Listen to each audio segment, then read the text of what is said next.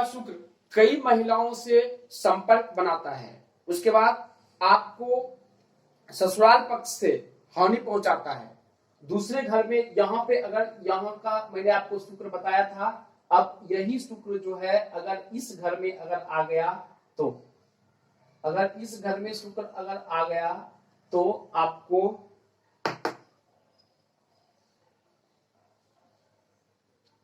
इस घर में अगर शुक्र बैठा हुआ है तो आपको ससुराल से हानि पहुंचाएगा। क्यों पहुंचाएगा कि इसकी दृष्टि होती है सप्तम, 1 2 3 4 5 6 7, यहां से इस घर को देखता है।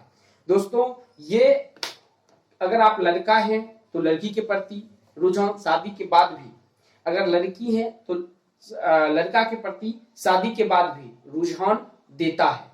अब यहीं पे तलाक होने की भी नौबत आती है। कैसे आती है वो हम बता देते हैं आपको। सपोज कीजिए कि राहु की दृष्टि अगर इस पे पड़ गया, शनि और राहु दोनों एक साथ बैठा हुआ है और इस पे दृष्टि पड़ गया तो फिर प्रॉब्लम क्रिएट होगा।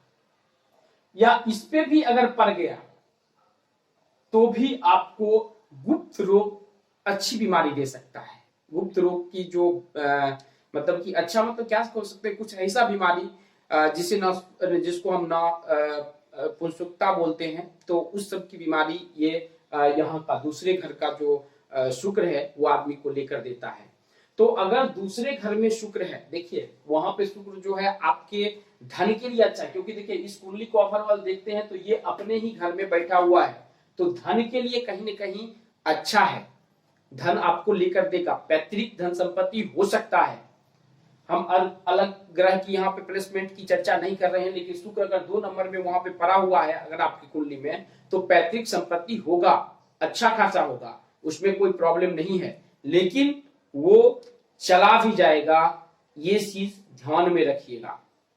क्यों चला जाएगा? क्योंकि अगर शुक्र आपका अस्त पड़ा हुआ है, अगर शुक्र आपका नीच का, देखिए अस्त और नीच में थोड़ा सा डिफरेंस समझिए।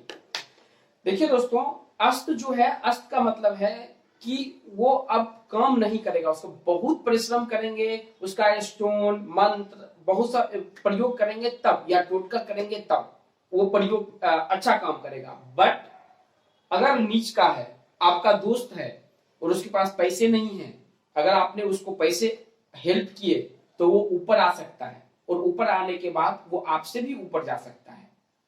तो नीच और अस्त में डिफरेंस होता है। नीच हम ऐसे ऐसे प्रैक्टिकल आपको इस चैनल पे ही बताए हैं और आगे बताएंगे। चैनल को सब्सक्राइब कर लीजिए। आप बहुत अच्छे अच्छे ग्रह आप इनका देखिएगा कुंडली, विराट कोहली जी का शुक्र नीच का है, उसके बाद भी आप देखिएगा कि उसमें नीच के होने के बाद में उसकी वाइफ बहुत सुंदर है, एजुकेटेड है, अच्छी पैसा अर्निंग कर सकती है, लेकिन नीच होने के बावजूद भी उसे प्रॉब्लम क्रिएट नहीं हो रहा है। क्यों नहीं हो रहा है? उसके लिए ग्रह की स्थिति और ग्रह की स्थिति देखना जरूरी होता है। अब बहुत अच्छे मंगल की स्थिति अमित शाह जी की कुंडली में नहीं है अच्छी, लेकिन वो मंगल की जितने भी क्वालिटी है वो चीज को डिजर्व करते हैं और वो करते भी हैं।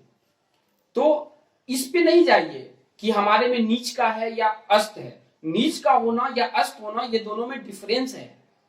आदमी ये बताते हैं एस्ट्रोलॉजर की नीच है तो भी खराब हो गया, अस्त है तो भी खराब हो गया, पीड़ित है तो भी खत्म हो, ऐसा नहीं है। नीच का भी ग्रह ऐसा ऐसा सपोर्ट करता है कि आप सोच भी नहीं सकते हैं। बस उसकी सटीक, उसका जो सटीक प्रोसेस है, थोड़ा सा उपाय अगर है तो अगर आप करना चाहते हैं तो आप कर सकते हैं, और उसे करके आप अपने लाइफ को उज्जवल बना सकते हैं। दोस्तों, अगर आपके पास में कोई भी सवाल है, आप कुंडली, एस्ट्रोलॉजी, न्यूमरोलॉजी कुछ भी सीखना चाहते हैं, इस चैनल को सब्सक्राइब कर लीजिए। हम मिलते हैं आपसे। दोस्तों, अगर आप न्यूमरोलॉजी सीखना चाहते हैं, अगर आप पामेस्ट्री सीखना चाहते हैं, यदि आप कुंडली सीखना चाहते हैं, यदि आप वास्तु सीखना चाहते हैं, दोस्तों इसके हर एक सेक्शन में 60 वीडियो मिलेंगे।